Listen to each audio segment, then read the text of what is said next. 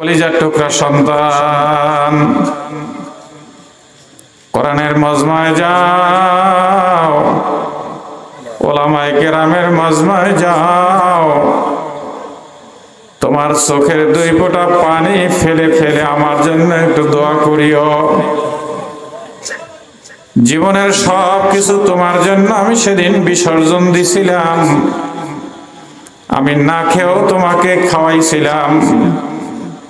আমি ভিজা জায়গায় ঘুমাইয়া বাবা তোমার ঘুম হবে না, তুমি অসুস্থ হয়ে পড়বা, তোমাকে আমি শুকনো জায়গায় আমি শোয়াইছিলাম।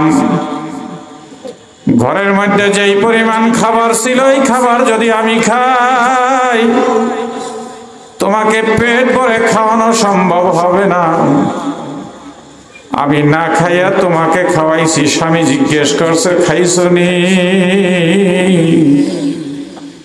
তাকে জবাব দিছি হ্যাঁ আমিও খাইছি, আপনার জন্য রাখছি, ছেলেকেও খাওয়াইছি। না না না, আমি কিন্তু সেদিন না খাইয়া স্বামীর কাছে তোমার জন্য মিথ্যা বলছিলাম। আজকে আমি আর সমুদ্রের মধ্যে, সাগরের মধ্যে আমি বড় বিপদে আছি। ওলামায়ে কেরামদের মজলিসে বসে আমার জন্য চোখের পানি ফেলে তুমি একটু দোয়া করিও। আমার ভাই, আমার বাবাজিরা, বন্ধুরা, আজকে যদি তুমি তোমার বাবার জন্য দোয়া করতে পারো, আজকে যদি তুমি তোমার মায়ের জন্য একটু দোয়া করতে পারো, যেদিন তুমি দুনিয়া থেকে বিদায় হয়ে যাবা, তোমার সন্তান যার জন্য এখন তুমি জীবনও দিতে পারো, ওই সন্তানও কিন্তু তোমার জন্য দোয়া না করিয়া মজলিস থেকে বাড়িতে যাবে না। তোমার জন্য চোখের পানি ফেলে ফেলে কাঁদবে আর বলবে মালিক গো, মেহেরবানি করে আমার এই বাবাকে আজকে তুমি মাফ করো। যেই বাবা আমাদেরকে ভালো রাখার জন্য ঠিক মতো হয়তো বা নামাজও আদায় করতে পারে নাই, জামাতে হাজির হইতে পারে নাই, কোরআনের মজমা হইছে হয়তো বা যাইতে পারে নাই, সারাদিন ক্লান্ত পরিশ্রম করিয়া ক্লান্ত হইয়া বাড়িতে ঘুমায়া পড়ছিল, কিন্তু সে আমাদেরকে কেমনে ভালো রাখবে এই চিন্তা করছে। আজকে আমার বাবা দুনিয়ায় নাই, তোমার কাছে দরখাস্ত আমার বাবাকে মাফ করো, আমার মাকে তুমি মাফ করো, আমার বাবার কবরকে তুমি জান্নাতের বাগান বানায় দাও। এই কথা বলিয়া চোখের পানি ফেলবে আর কাঁদবে। আমার মাওলায়ে কারীম বলবে সন্তান রে, তুই যেহেতু আজকে আমার কাছে চোখের পানি ফেলে কাঁদলি, আমার কাছে যখন দরখাস্ত রাখলি, আমি তোর মা বাবা দুজনের সব গুনাহগুলি মাফ করে দিলাম। আমার ভাইয়েরা, আমার বন্ধুরা, বাবাজিরা, নিজের গুনার জন্য মাফ চাবো, হারিয়ে যাওয়া মা বাবার জন্য মাফ চাবো। জানি না এই মজলিসের মধ্যে কে এতিম, কার মা নাই, কার বাবা নাই। বাবা আমিও আপনাদের অনেকের মতো এতিম, আমারও বাবা দুনিয়ার থেকে বিদায় হয়ে গেছে। বাবা থাকা অবস্থায় যখন মাহফিলে রওনা করতাম, বলতাম আব্বা মাহফিলে যাব, আব্বা বলতেন আমার জন্য দোয়া করিও।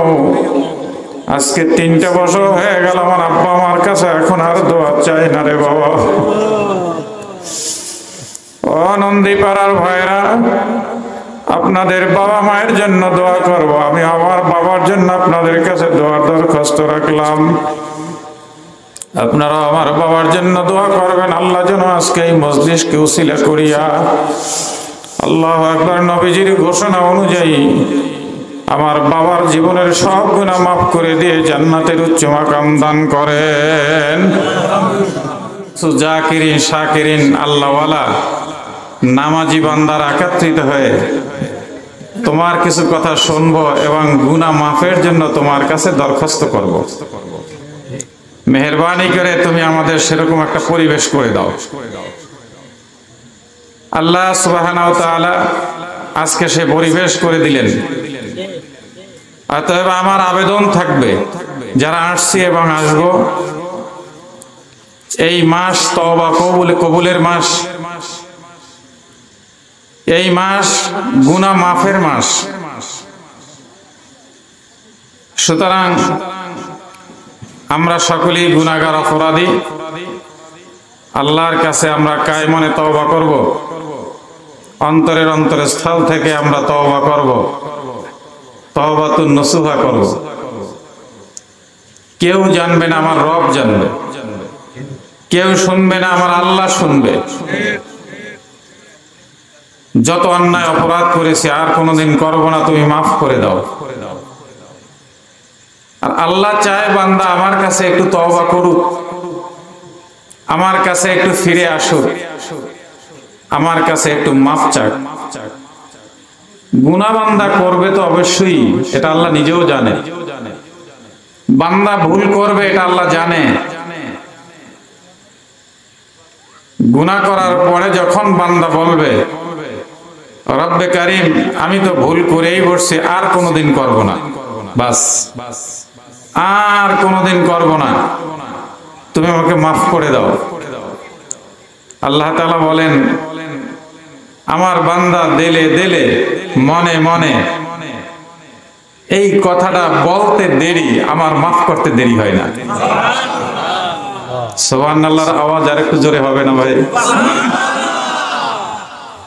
অতএব নবী আলাইহিস সালাতু ওয়াস সালাম যেহেতু বলেছেন জিলকাদ এবং জিলহজ,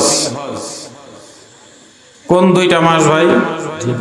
জিলকাদ এবং জিলহজ, এই দুইটা মাস তওবা করার মাস, দোয়া কবুলের মাস। নবী আলাইহিস সালাতু ওয়াস সালাম বলেছেন। অতএব আমরা সকল গুনার জন্য আল্লাহর কাছে তওবা করব। এই মজলিসে যখন আমরা আল্লাহর কাছে তওবা করব, নিঃসন্দেহে আল্লাহ তাআলা আপনার আমার তওবা কবুল করবেন। অতএব যারা আমরা আসছি, যারা আসব, এখনো যারা বাড়িতে আছি, বাজারে, রাস্তাঘাটে, বিভিন্ন জায়গায়, আমি বলবো ভাই দেরি না করে আমরা চলে আসি। যতক্ষণ এখানে থাকবো ততক্ষণ আল্লাহ পাকের রহমতের মধ্যে থাকবো। এখানে যতক্ষণ থাকবো ততক্ষণ আপনার আমার সওয়াব হইতে থাকবে। এই মজলিসের বাইরে থাকলে সওয়াব হবে কিনা জানি না, কিন্তু এখানে থাকলে সওয়াব হবে। এখানে থাকলে আল্লাহ পাকের রহমত নবী আলাইহিস সালাতু ওয়াস সালামের ঘোষণা অনুযায়ী বর্ষণ হতে থাকবে। এখানে থাকলে পাথুরিয়া দেল এটা নরম হবে। এখানে থাকলে একজন কান্দুন্যা মানুষের পাশে বসলে আমার চক্ষু দুইটাও কান্নাওয়ালা চক্ষু হবে। সুতরাং আমি সকলকেই অনুরোধ করব, ভাই দেরি না করে আমরা চলে আসি, মজলিসের মধ্যে বসে যাই। আগামী করলো বাজার থাকবে, কিন্তু এই মজলিস থাকবে না। আগামী করলো যদি আমার হায়াত থাকে, দুনিয়ার কথা, দুনিয়ার কাজ, সংসার নিয়ে চিন্তা ফিকির করার সুযোগ থাকবে, কিন্তু এই মজলিস থাকবে না। অতএব আসি, আমরা এখানে বসি, আল্লাহকে ডাকি, আল্লাহর কাছে ক্ষমা চাই। কিছুদিন আগে যেই পরিমাণ গরম, এটা আনন্দের কোনো সংবাদ না, এটা আপনার আমার জন্য কি দুঃসংবাদ। আপনার আমার প্রতি আল্লাহ পক্ষ থেকে গজব। বান্দা যখন গুনাহের অতিক্রম, গুনাহের মাত্রা অতিক্রম করে, সীমা লঙ্ঘন যখন করে, আল্লাহ পাক রব্বুল আলামিন বান্দার উপরে রাগ হইয়া, গোসা হইয়া গরম পাঠায় দেয়, অতিরিক্ত গরম পাঠায় দেয়। পয়গম্বর মুসা আলাইহিস সালাতু ওয়াস সালাম একবার জিজ্ঞেস করেছিলেন, আল্লাহ গো, আপনি যে বান্দার উপরে গোসা, রাগ, এটা বুঝবো কিভাবে? আল্লাহ জবাব দিলেন, পয়গম্বর যখন বৃষ্টি প্রয়োজন আমি দেব না, মনে করতে হবে আমি বান্দার উপরে রাগ, গোসা। বৃষ্টি প্রয়োজন, দেব না। পয়গম্বর বৃষ্টি যা প্রয়োজন তার থেকে বেশি দিব, মনে করতে হবে আমি বান্দার উপরে গোসা রাগ। আর আজকে তো আমাদের গুনাহ এত বেশি, আমরা এত বেশি সীমা লঙ্ঘন করে ফেলেছি, আমাদের উপরে আল্লাহ পাকের অনবরত গজব নাজিল হইতেছে। নামাজও পড়ি, অন্যায় করি, রোজাও রাখি, খারাপ কাজ করি, নামাজ রোজা হজ হাজি সাহেব হইছি, কিন্তু আল্লাহ যেগুলি অপছন্দ করে, পছন্দ করে না, সেই কাজটা হাজি সাহেব নিজেও করি। করি কি করি না ভাই? হাজি হইয়াও অন্যের আইল খোঁচাইয়া মোছাইয়া কেমনে একটু নিজের দিকে জায়গা বাড়ানো যায় এই ধান্দায় থাকি। আছে কি নাই? 5 ওয়াক্ত নামাজ একেবারে মসজিদের সামনের কাতারে গিয়া বসে আদায় করি, মানুষ ঠকাবার ধান্দা দিলের মধ্যে কন্টিনিউ রাখি। আছে না নাই? আছে। সুতরাং এই নামাজি, এই হাজি, এই রোজাদারের কারণে আমাদের উপরে আল্লাহ পাকের রহমত, আল্লাহর নেয়ামত আসবে না, আল্লাহর গজব আমাদের উপরে আসবে। এই জন্য দেখা যায় মানুষ ক্রমান্বয়ে মসজিদে বাড়ছে, খারাপ কাজও বাড়ছে। অতএব আমরা সকলে যেহেতু অপরাধী, গুনাহগার, আমরা যেহেতু অপরাধ করে বসছি, আমরা আল্লাহর কাছে কি করব? ক্ষমা চাবো, আল্লাহর কাছে মাফ চাবো।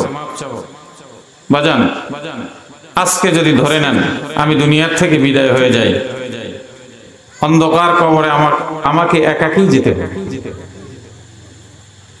অন্য কেউ যাবে? আমার কাছাকাছি যারা আছে কেউ তওবা করলো না, দরকার নাই, আমি তওবা করব। কেউ গুনাহ ছাড়লো না, কোনো প্রশ্ন নাই, আমি গুনাহ ছেড়ে দেব। নাকি কেন? একজনও ফজরের নামাজে যায় না, আমি যাব। একজনও জামাতে নামাজ পড়ে না, আমি পড়ব, আমি করব। প্রত্যেকে যদি বলি আমি করব, তাইলেই তো সকলে নামাজি হয়ে যাবে, সকলে রোজাদার হয়ে যাবে, সকলেই গুনাহ ছেড়ে দিবে। যদি মনে করি আমি ঠিক হয়ে যাব, বাস। আজকে এই মাহফিল থেকে আমরা সকলে ওয়াদাবদ্ধ হব, ওয়াদা করব, আল্লাহর কাছে খাঁটি তওবা করব। আল্লাহ গো, যেহেতু তুমি তোমার দামি একটা জায়গায় আমাকে তোমার নবীজির ঘোষণা অনুযায়ী আনিয়েই ফেলছো, হাজির করেই দিয়েছো, সুতরাং আমি সমস্ত গুনাহ মাফ করাই এখান থেকে বিদায় হব। রাজি আছি না নাই? কারা কারা রাজি? নারায়ে তাকবীর, আল্লাহু আকবার। হাত নামাই। মালিক, তুমি যেহেতু আমাকে এই দামি একটি জায়গায় তুমি বসার সুযোগ করে দিয়েছো, আমি আমার মা বাবার গুনাহ এখান থেকে মাফ করায় যাব। রাজি আছি না ভাই? মা বাবা কিন্তু আপনার আমার বাড়ির থেকে রওনা হওয়ার সময় ডেকে ডেকে কেঁদে কেঁদে বলছিল, কলিজার টুকরা সন্তান, কোরআনের মজমায় যাও, ওলামায়ে কেরামের মজমায় যাও, তোমার চোখের 2 ফোঁটা পানি ফেলে ফেলে আমার জন্য একটু দোয়া করিও। জীবনের সব কিছু তোমার জন্য আমি সেদিন বিসর্জন দিছিলাম, আমি না খেয়েও তোমাকে খাওয়াইছিলাম, আমি ভিজা জায়গায় ঘুমাইয়া বাবা তোমার ঘুম হবে না, তুমি অসুস্থ হয়ে পড়বা, তোমাকে আমি শুকনো জায়গায় আমি শোয়াইছিলাম, ঘরের মধ্যে যেই পরিমাণ খাবার ছিল এই খাবার যদি আমি খাই তোমাকে পেট ভরে খাওয়ানো সম্ভব হবে না, আমি না খাইয়া তোমাকে খাওয়াইছি। স্বামী জিজ্ঞেস করছে, খাইছো নি? তাকে জবাব দিছি, হ্যাঁ আমিও খাইছি, আপনার জন্য রাখছি, ছেলেকেও খাওয়াইছি। না না না, আমি কিন্তু সেদিন না খাইয়া স্বামীর কাছে তোমার জন্য মিথ্যা বলছিলাম। আজকে আমি আর সমুদ্রের মধ্যে, সাগরের মধ্যে আমি বড় বিপদে আছি। ওলামায়ে কেরামদের মজলিসে বসে আমার জন্য চোখের পানি ফেলে তুমি একটু দোয়া করিও। আমার ভাই, আমার বাবাজিরা, বন্ধুরা, আজকে যদি তুমি তোমার বাবার জন্য দোয়া করতে পারো, আজকে যদি তুমি তোমার মায়ের জন্য একটু দোয়া করতে পারো, যেদিন তুমি দুনিয়া থেকে বিদায় হয়ে যাবা, তোমার সন্তান যার জন্য এখন তুমি জীবনও দিতে পারো, ওই সন্তানও কিন্তু তোমার জন্য দোয়া না করিয়া মজলিস থেকে বাড়িতে যাবে না। তোমার জন্য চোখের পানি ফেলে ফেলে কাঁদবে আর বলবে, মালিক গো, মেহেরবানি করে আমার ওই বাবাকে আজকে তুমি মাফ করো। যেই বাবা আমাদেরকে ভালো রাখার জন্য ঠিক মতো হয়তো বা নামাজও আদায় করতে পারে নাই, জামাতে হাজির হইতে পারে নাই, কোরআনের মজমা হইছে হয়তো বা যাইতে পারে নাই, সারাদিন পরিশ্রম করিয়া ক্লান্ত হইয়া বাড়িতে ঘুমায়া পড়ছিল, কিন্তু সে আমাদেরকে কেমনে ভালো রাখবে এই চিন্তা করছে। আজকে আমার বাবা দুনিয়ায় নাই, তোমার কাছে দরখাস্ত, আমার বাবাকে মাফ করো, আমার মাকে তুমি মাফ করো, আমার বাবার কবরকে তুমি জান্নাতের বাগান বানায়া দাও। এই কথা বলিয়া চোখের পানি ফেলবে আর কাঁদবে। আমার মাওলায়ে কারীম বলবে, সন্তান রে, তুই যেহেতু আজকে আমার কাছে চোখের পানি ফেলে কাঁদলি, আমার কাছে যখন দরখাস্ত রাখলি, আমি তোর মা বাবা দুজনের সব গুনাহগুলি মাফ করে দিলাম। আমার ভাইয়েরা, আমার বন্ধুরা, বাবাজিরা, নিজের গুনার জন্য মাফ চাবো, হারিয়ে যাওয়া মা বাবার জন্য মাফ চাবো। জানি না এই মজলিসের মধ্যে কে এতিম, কার মা নাই, কার বাবা নাই। বাবা, আমিও আপনাদের অনেকের মতো এতিম। আমারও বাবা দুনিয়ার থেকে বিদায় হয়ে গেছে। বাবা থাকা অবস্থায় যখন মাহফিলে রওনা করতাম, বলতাম, আব্বা মাহফিলে যাব। আব্বা বলতেন, আমার জন্য দোয়া করিও। আজকে 3 বছর হয়ে গেল, আমার আব্বা আমার কাছে এখন আর দোয়া চাই না রে বাবা। ও নন্দীপাড়ার ভাইরা, আপনাদের বাবা মায়ের জন্য দোয়া করব। আমি আমার বাবার জন্য আপনাদের কাছে দোয়ার দরখাস্ত রাখলাম। আপনারা আমার বাবার জন্য দোয়া করবেন, আল্লাহ যেন আজকে এই মজলিসকে উসিলা করিয়া, আল্লাহু আকবার, নবীজির ঘোষণা অনুযায়ী আমার বাবার জীবনের সব গুনাহ মাফ করে দিয়ে জান্নাতের উচ্চ মাকাম দান করেন।